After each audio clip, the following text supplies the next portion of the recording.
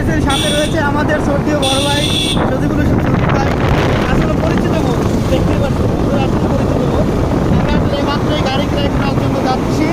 তো বন্ধুরা দেখতে পাচ্ছি আসলে যে রাস্তাটাতে যাচ্ছি, রাস্তাটা খুবই খুবই মোড়, আর কি বলবো দেখেন অসংখ্য মোড়, আর মোড়ের স্পেসটা বাস্তবে না দেখলেই নয়।